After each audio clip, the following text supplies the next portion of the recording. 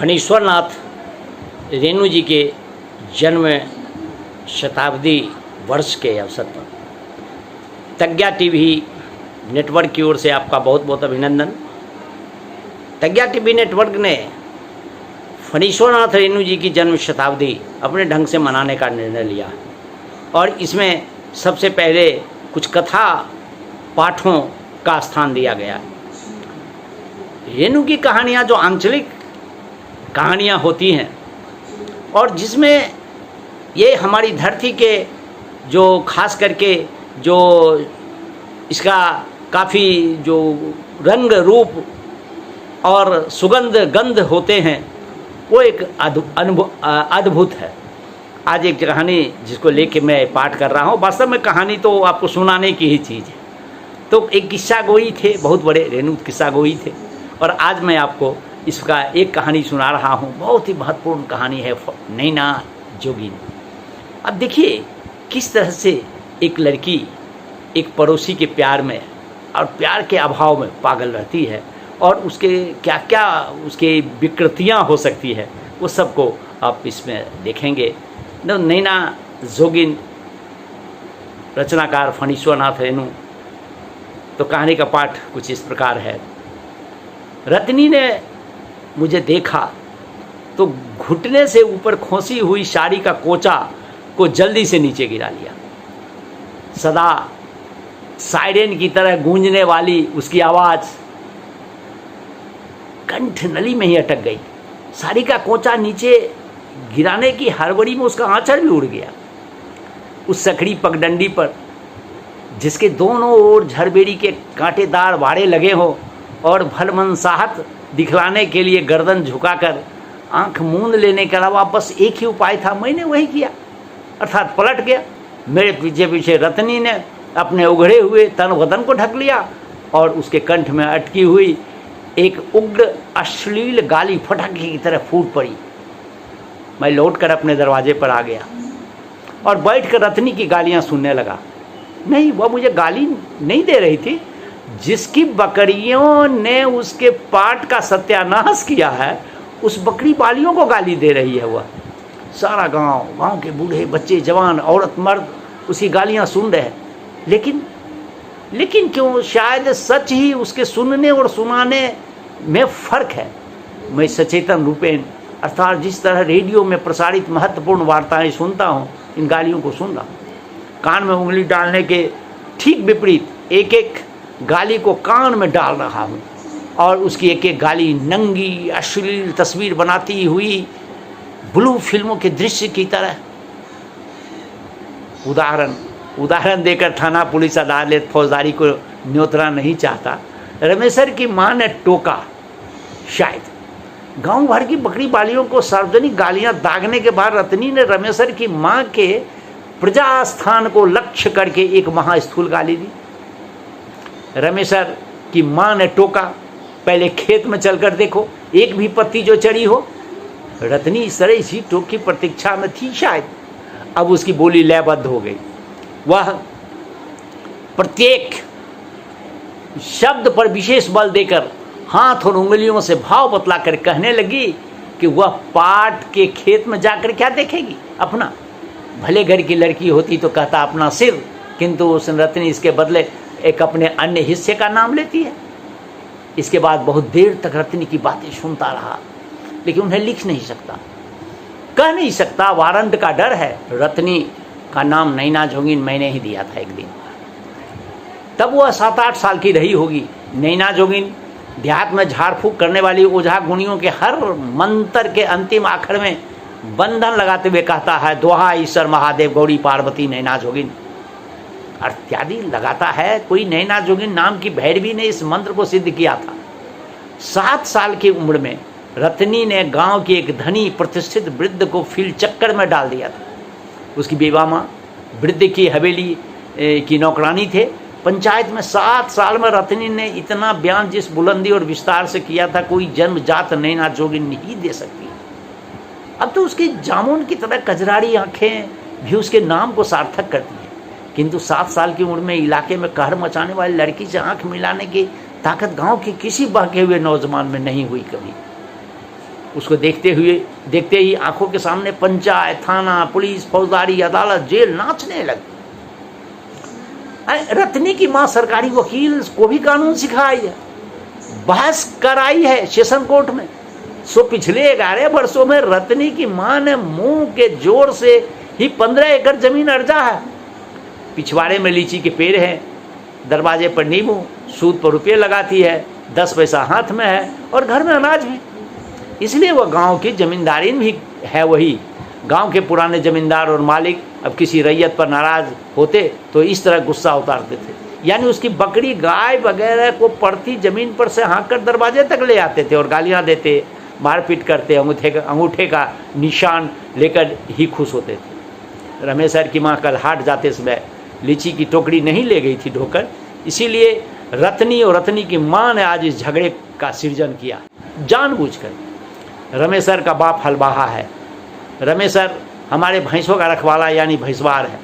Ramesh sir की माँ हमारे घर की बर्तन बासन मांजती है, धान कूटती है, इसलिए रत्ना अब अपनी गालियों का मुख धीरे धीरे हमारी ओर करने लगी। तो किसका डर दिखलाती है? शहर से आए भतार का। रोज मांस मछली और ब्रांडिल पीकर तेरे प्रजा स्थान में तेल चढ़ गया है, हैं? मुझे अचानक रमेश सर की माँ की गंदी हल्दी, प्याज, लहसुन, पसीना, मैल से सम्मिलित गंध भरी साड़ी की महक लगी।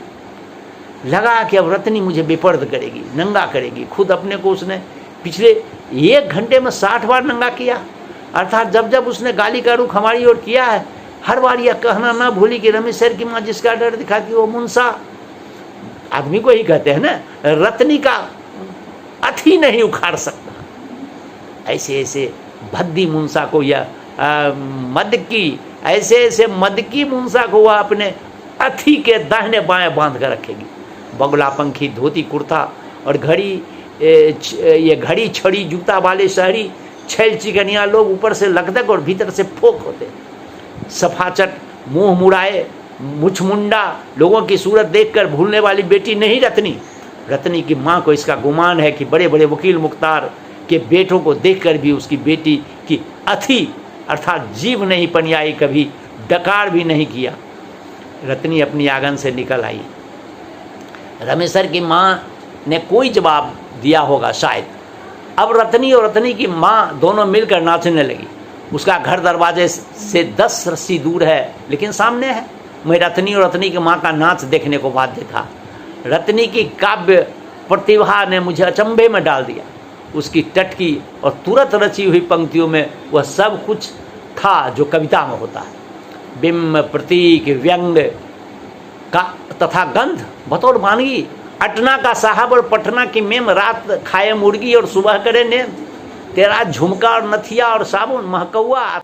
रत्नी और रत्नी की माँ की यह काव्य नाटिका समाप्त हुई तो मैं दरवाजे पर बैठे गांव के 2-3 नौजवानों की ओर देखा। मेरा चेहरा तमतमाया हुआ लगता था, किंतु वे निर्विकार और निर्मल मुद्रा में थे। परिवार तथा पट्टीदार के मर्द पुरुषों की ओर देखा। वे पान चबा रहे थे, हुक्का गुड़गुड़ा रहे थे।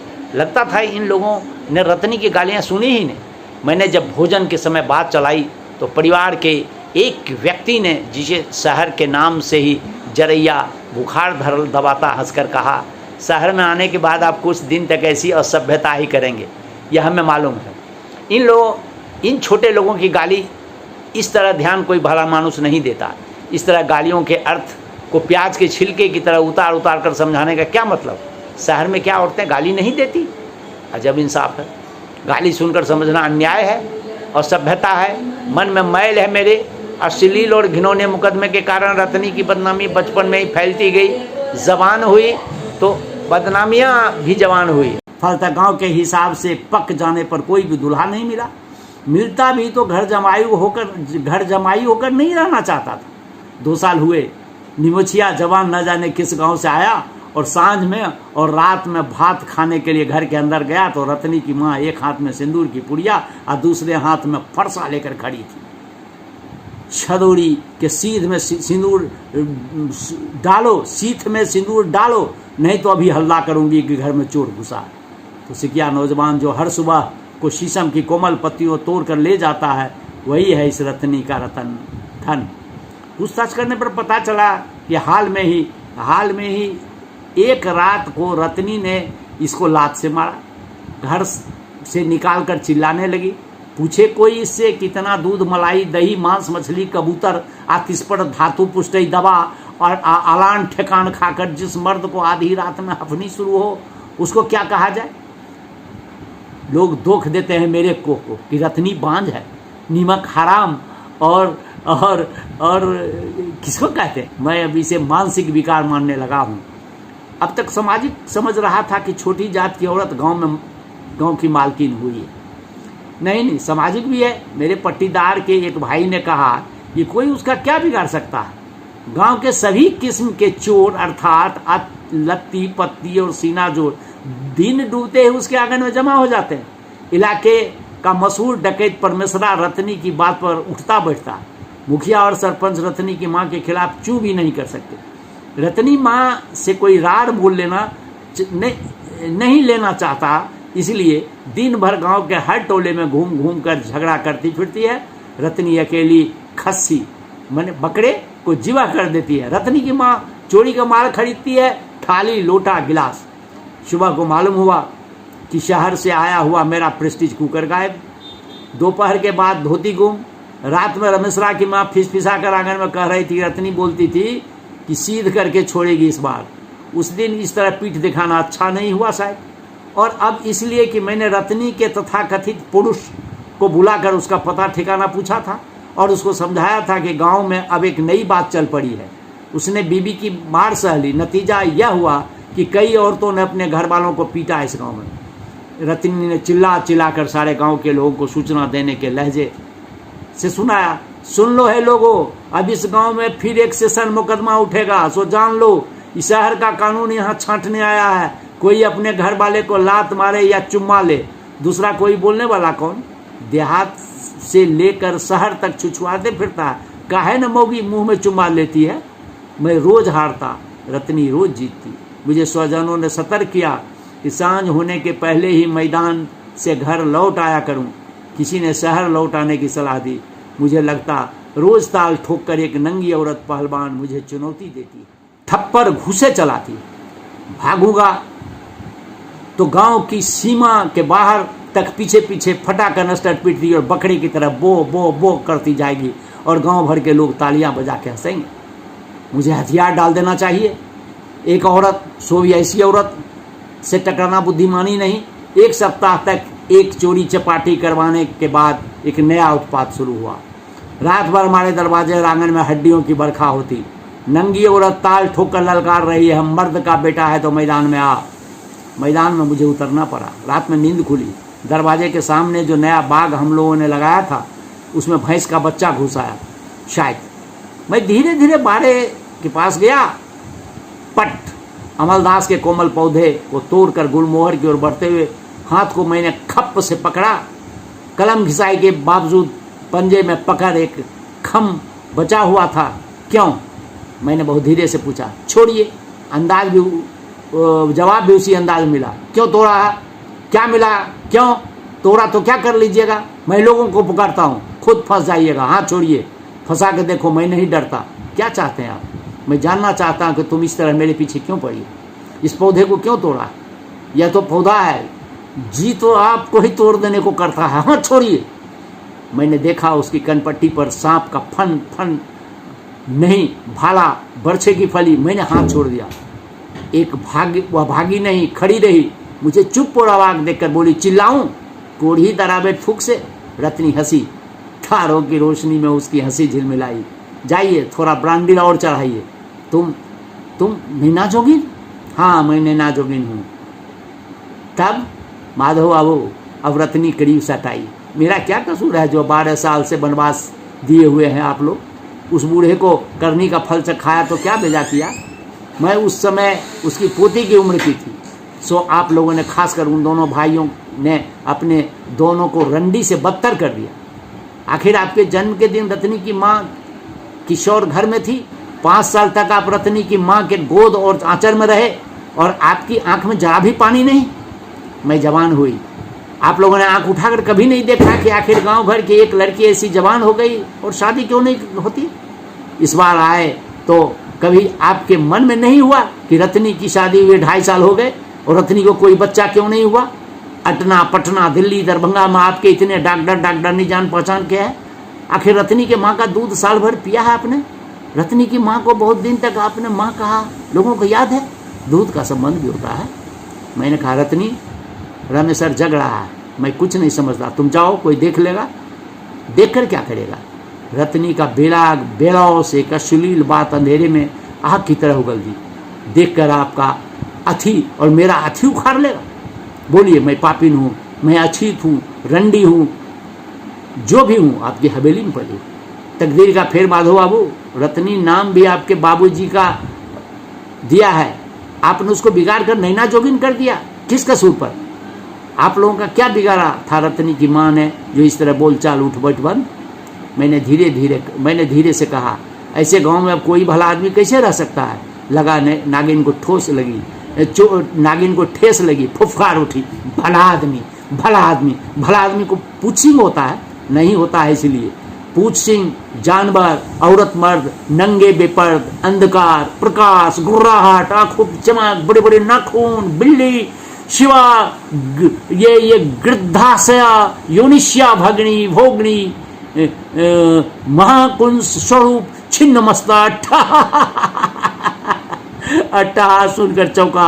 रत्नी कहाँ है? यह तो साक्षात नील सरस्वती है। इस बार गांव में और गांव के आसपास एक खबर बहुत तेजी से फैली कि नैना जोगिन का जोग माधो बाबू पर खूब ठिकाने से लगा है। रमेश सर की माँ को एक दिन खोई हुई चीजें टोकरी में मिली घर में। रत्नी ने माधो बाबू को भेड़ा बनाया है और माधो बाबू ने रत्नी का विषदंत उखाड़ दिया है। बोले तो एक भी गाली, गंदी या अच्छी। रत्नी और उसके नामर्द मर्द को मैं एक साथ शहर लेकर आया हूँ। डॉक्टर को अचरज होता है कि मैं रत्नी के लिए इतना चिंतित क्यों हूँ। उन्हें कैसे समझाऊं कि रत्नी को कोई बच्चा नहीं हुआ तो वह मेरे बाग के हर पौधे तोड़ देगी, गांव के सभी पेड़ पौधे को तोड़ देगी, गांव के सभी लोगों को तोड़ेगी, गांव में हड्डियां बरसाएगी, नंगी नाचेगी, अश्लील गालियां देती हुई सभी को ललकारेगी। वह सांवली सलोनी, लंबी, स्वरूपूर्ण यौवना नैना योगिन। जांच पड़ताल के समय तक रत्नी की लंबाई नापी जाती रही, वजन लिया जाता रहा, पेट टटोला गया तो मेडिकल कॉलेज के लेडी स्टूडेंट से लेकर डॉक्टर तक हैरत से मुंह बाहर आते। औरत ऐसी। 5 दिन हुए पड़ोस में मल्होत्रा साहब की नौकरानी को 2 दिन वह फ्लैट के नीचे उठाकर फेंकने की धमकी दे चुकी है। शहर की सड़ी हुई गर्मी को रोज 5 अश्लील गालियां देती है। उसका घर वाला गांव लौटने को कुनमुनाता है तो वह घुड़क देती है। हाँ, जब आ गई है तो यहाँ हो चाहे लहरियासराय चाहे कलकत्ता, जहाँ से हो कोख को भर के ही लौटेंगे। गांव तुमको जाना हो तो माधो बाबू टिकस कटाकर गाड़ी में बैठा देंगे। मैं किस मुंह से लौटेंगे? खाली कोई जादू जानती है सचमुच इतनी? कोई शब्द इसके मुंह में अश्लील नहीं लगता, कोई शब्द इसके मुंह में अश्लील नहीं लगता। इस तरह से इस कहानी का अंत होता है और अब देखते हैं कि इसमें नैना जोगिन का चरित्र कितना अद्भुत है। विचारिए, सोचिए और कहानी का आनंद लीजिए। धन्यवाद।